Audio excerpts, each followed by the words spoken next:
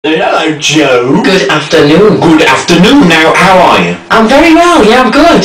I think the last time I spoke to you was on the phone, and you'd just been on the cobbles of Coronation Street. Oh, yes. Do you remember? Yes, I do. That was when I was going to do this Street of Dreams. Didn't end up happening for some reason. There was a musical, wasn't there? About Coronation Street. Yeah, I think there's still going to be, but it got all changed, the schedule-wise, so I don't know if I'm going to be doing it anymore, but it was fun. At least I got a tour of the street.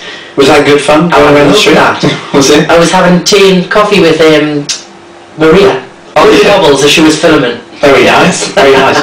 Well, maybe that'll come off. Either way, you've got a new album which is coming out soon, haven't you? 10th of September, yes. Tell us about it. What are the songs on it? I noticed there's a few kind of cover versions. I was looking at and listening to it. You've got When I Need You, which was the old Leo Sayer song. Yes. That's on there. Somebody's Got a Hold of My Heart. Yes. Gene Pitney. Gene Pitney and Mark Almond. Yes. Yeah. But there's a lot of songs which I don't recognise. Are they new songs? They're new. They are new. There's 3 on there that I've wrote and co-written with others, which is a first. It's the first time I've done some songwriting. The first single, Here's What I Believe, is one that I wrote with Marcella Schreut from Shakespeare Sisters. Oh, yes. Which is quite cool. And then we've got a few kind of originals that were written for me, a few by Beth Nielsen-Chan, who's a massive American famous songwriter, which was pretty cool to get her on. And then a few covers as well, so it's a bit of a mix. And it's quite it's a bit of a different sound to what people have heard, but not too different. I think it just shows a bit of growth, to be honest, as a performer and singer. Because there was a time when you'd done that pop star to opera star and everyone thought you might go down that kind of opera route. There's a nod in that direction with one of the songs, isn't there? On the last track on the album, A Pensa Te, which is an Italian pop song, but it has a hint of that classical feel to it just because it's Italian. But other than that, really, that's the only bit of classical kind of twinge that you'll hear on there. It's kind of back to what I am, but I think it's a bit different to what I've done previous albums with the pop stuff. So I'm looking forward to people hearing it. I'm slightly nervous, but I'm excited. How long have you been here in the Northeast this visit? I have been here since Friday. And what have you been doing? I've been at home. I had Saturday and Sunday off. Well, not yesterday, I was doing rehearsals yesterday, but I had Saturday off. So I went out with some friends and had a good night out, which was fun. Did you have a few drinks? I did, yes. Sensibly, though. Sensibly, of course. That's good, because it must be nice for you to get back here, you know. It is. I mean, I bought a house up here last year, and I try and live here as much as possible, although it's not always possible, because I'm always travelling around working, but I try and get back as much as possible, because I class this as my base, you know, where I live, so it is. I don't know, I like coming back here. Of course you do, and we like having you back. Joe McElderry is on our show.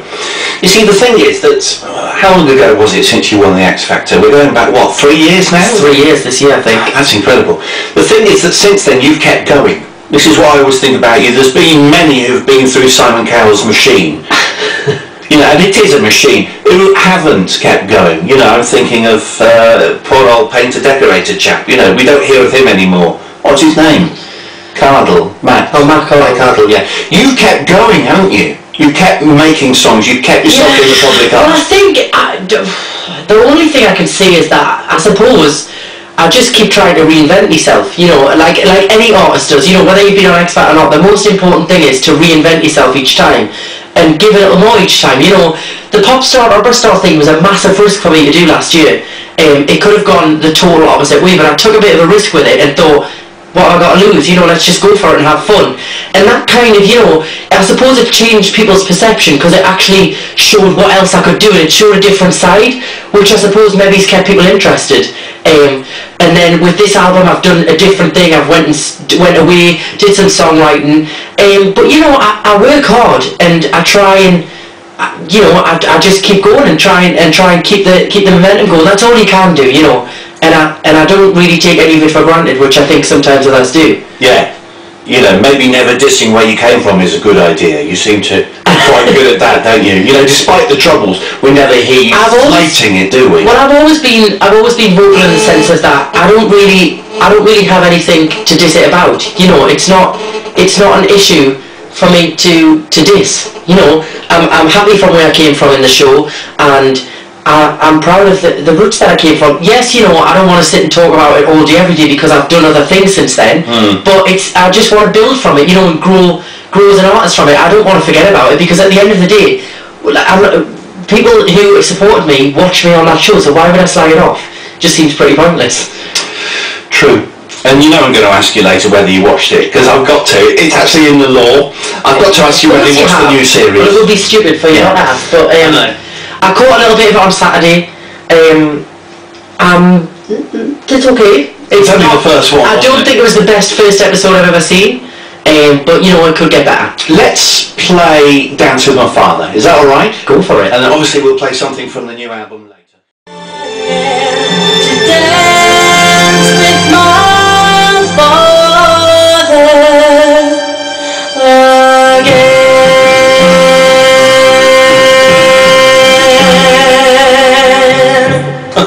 Joe goes, I think this is the end. I think it's it. You should know by now, Joe. I know. Well, he had that many different versions of it, and I know which ones, like, you know, I have TV edit versions, radio edits, so I'm like, when I'm singing it, I'm like, is it finishing now? Is that still a favourite that you sing live? That'll always be one of my favourite tracks to sing. You know, it's where everything kicked off. It's where it all began. It's quite a strong song in my family. Everybody loves it in my family, and we've always played Luther's version. So I do enjoy singing it. But it's quite, sometimes it's really hard to sing because whenever I sing it, everybody in the audience cries. Like, because you can just see people relate to it in so many ways, and I'm seeing people crying, I'm like, don't cry, Joe, don't cry. Keep it together, be professional. And it's really hard, because I mean, you can see it brings so many emotions with a lot of people. People in the office said, Simon, make sure you ask him about X Factor. I want to know what he thought of the people. So, who was the best, did you think, on the new series of X Factor? And then we'll see whether you agree. I've only seen a few, because I only watched the first 20 minutes. Right, go on then. So the only girl that I thought was really good was the girl who everybody's hailing as the next Adele, who wrote that song. Oh yeah, she was good, wasn't she? She was good, and I didn't see anybody else. The rest of them were all joke ones, so... Did you see the one through the microphone? Girl, yes. That was incredible, wasn't it? Well, I don't think it was incredible. I think it's very embarrassing for her. But I couldn't understand it. She said, I want to get away from Pink, I want to get away from Pink, and then comes on and sings a Pink song. And then blamed the judges. Do you reckon the producers might have said... No, what happened... I'll tell you exactly what happens, because all my friends, when we were watching it, we were getting ready to go out, and all my friends were like, what you talking about? Basically, when you first audition, you get asked to take 3 songs with you to the audition. And they ask you to sing 3 songs, and then they say, be prepared that in the audition, you'll be asked to sing one of the 3 songs. Yeah, and you might be asked to sing another one, you might only be asked to sing the verse and chorus of the first one. So they advise which one they think's the strongest song for you to sing. You don't have to sing it, you can go on and sing whatever you want, because you can start the song and sing it. So I think she just threw a tantrum because she realised she wasn't going to go through. Incredible. Which was very, very, I mean, I was a bit like, why did you do that? What are you doing? You know, she'll never get anywhere with that attitude, will she? No. What do you think of these kind of wannabe pop stars who want to be you, really? You know, they want to be you, they want to be famous, but perhaps don't have any idea of the reality of the concept of singing. You see, this is a difficult one for me, right? Because I think everybody's allowed to dream of something and do something that they really want to do. And I believe that, you know, fair enough, some people aren't as good vocally as others.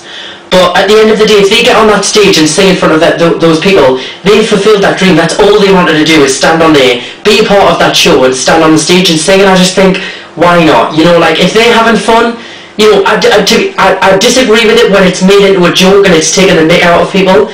But if they're enjoying themselves and they're having fun, like, what? I don't really see what... Let them get on with it. Yeah. Happy amateurs. Well, whatever you want to call it.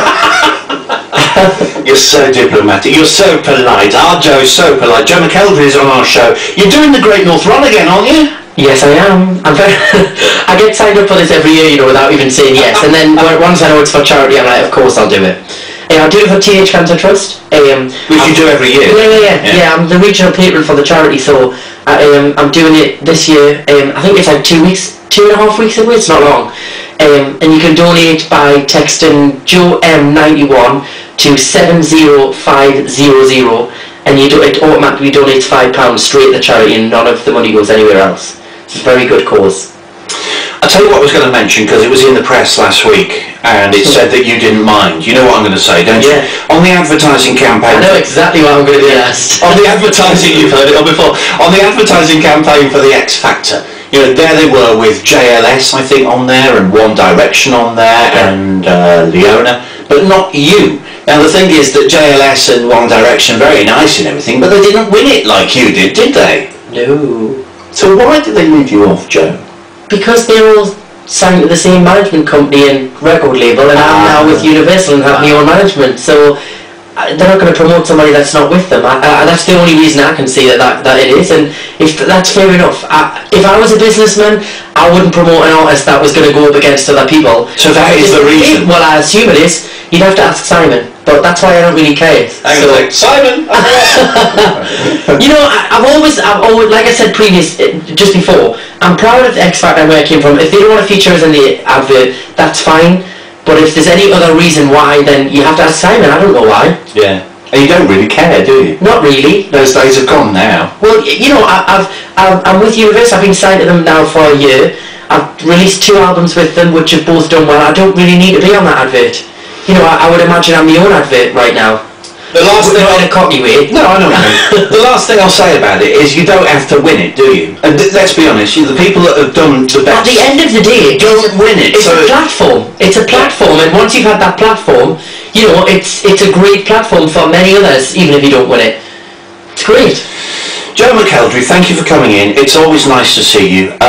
We're going to play a song from the album now. Which one should we go for? The album's called Here's What I Believe, and it's out next month? It's out, yeah, and the single is digitally available to download now, Here's What I Believe. Alright, is that out today? It's out now, yeah. Woo! Out. So will you be looking out for the chart position that the single goes for? Really, it's kind of more of a focus track with this album. It's not actually a single because you can't buy it in a shop. Yes. It's only digital download. So, you know, we'll see what happens. You know, I'm doing the radio tour this week, so this is going to be the kind of first time that most people have heard it. So we'll see if they like it. We'll get the general consensus by the end of the week. Here's What I Believe. Just tell us something quickly about it before we hear it. Who wrote it? It's basically written by me and Marcella Detroit and Gav from Uncle, the band Uncle, and it's a feel-good breakup song. It's about letting somebody know that you're not going to put up with their rubbish anymore and you're sick of them telling lies. That's why it says, here's what I believe. And that's what's happened to you in real life, is it? It might not. But listen to the song and you can work it out for yourself. Oh, very cryptic.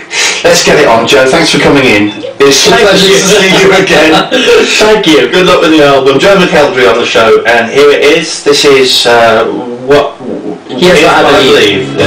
It wasn't going to start then, but it has started now, so we can all relax. Joe McElderry, BBC Newcastle Radio for the North East.